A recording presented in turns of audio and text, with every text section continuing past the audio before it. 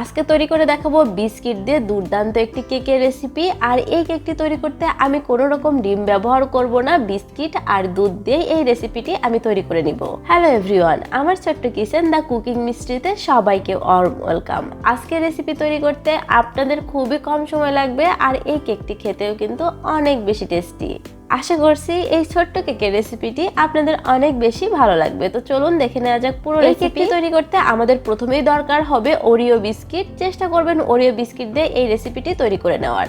আর আমাদের লাগবে একটা চকলেট। এখানে আমি ডেয়ারি মিল্কের একটা চকলেট নিয়ে নিয়েছি। আর এই চকলেটটা আমি কখন ব্যবহার করব আমি অবশ্যই রান্না করতে করতে আপনাদেরকে দেখিয়ে দিব।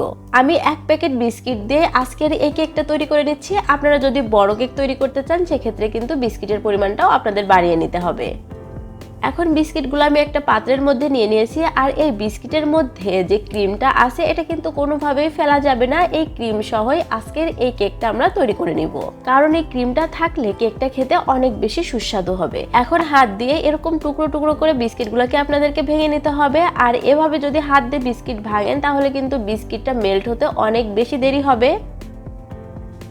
সে কারণে আমি একটি ব্লেন্ডারের জার নিয়ে খুব ভালো করে এই ব্লেন্ডারের জারের মধ্যে বিস্কিটগুলো দিয়ে এগুলোকে একটু পাউডার করে নিব।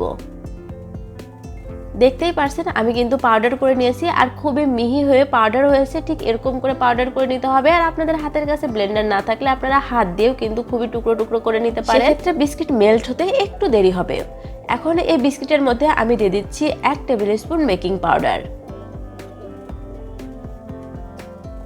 আর আপনাদেরকে এর মাঝে দিয়ে দিতে হবে দুধ। এখানে আমি নরমাল তাপমাত্রার দুধ দিয়ে দিচ্ছি। আর দুধের পরিমাণটা কিন্তু নির্দিষ্ট নয়। একটা লিকুইড ব্যাটার তৈরি করতে আপনাদের যতটা দুধ দরকার হয় ঠিক ততটা দুধই এখানে ব্যবহার করতে হবে। আমি অবশ্যই আপনাদেরকে দেখিয়ে দিব এই কেকের ব্যাটারটা কেমন হবে। আর আপনারা যদি বিস্কিট বেশি পরিমাণ নেন তাহলে কিন্তু সমস্ত উপকরণের পরিমাণটাই বাড়িয়ে নিতে হবে। আমার এখানে আরও কিছুটা দুধ লাগবে, আমি আরও কিছুটা দুধ দিয়ে দিব। দিয়ে খুব ভালো করে এটাকে খুব ভালোভাবে ফেটিয়ে নিব। আমি একটা কাঁটা চামচ দিয়ে এই ব্যাটারটা ফেটে নিচ্ছি। আপনারা চাইলে হুইস্কের সাহায্যেও কিন্তু এটাকে খুব ভালো করে ফেটিয়ে নিতে পারেন। মোট কথা খুব ভালোভাবে ফেটিয়ে একটা লিকুইড ব্যাটার তৈরি করে নিতে হবে। এই যে দেখতেই পারছেন এরকম করে একটা ব্যাটার আপনাদেরকে তৈরি করে নিতে হবে। তারপর এখানে আমি আগে থেকে খুব ভালো করে একটা মোল্ড তৈরি করে রেখেছিলাম কেকের জন্য, তার মধ্যে ব্যাটারটা দিয়ে দিচ্ছি। চেষ্টা করবেন কেকের ব্যাটারের নিচে একটা কাগজ দিয়ে খুব ভালো করে তার মধ্যে আপনাদেরকে একটু অয়েল মাসাজ করে দেওয়া, তাহলে কিন্তু কেকটা খুব ভালোভাবে নিচে থেকে বের হয়ে আসবে। এখন যে আমি ডেয়ারি মিল্কের চকলেটটা রেখেছিলাম সেটাকে এরকম টুকরো টুকরো করে এই কেকের ব্যাটারের উপর দিয়ে দিতে হবে।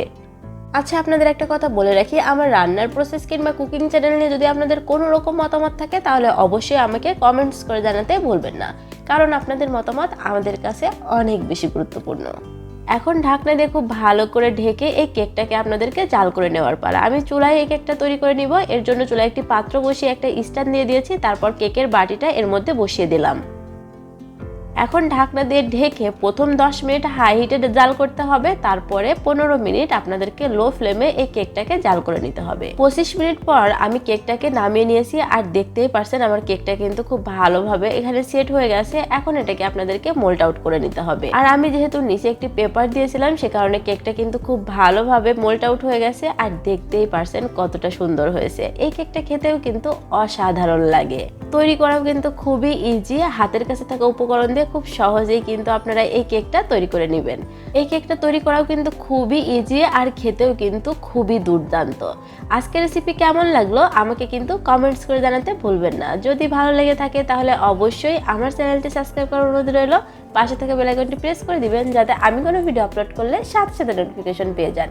যারা আমাদের ফেসবুক পেজ থেকে দেখছেন ফেসবুক পেজটা ফলো করবেন। দেখা হচ্ছে নতুন পর্বে নতুন কোনো রেসিপি নিয়ে। ততক্ষণ সবাই অনেক বেশি ভালো থাকবেন। আল্লাহ হাফেজ।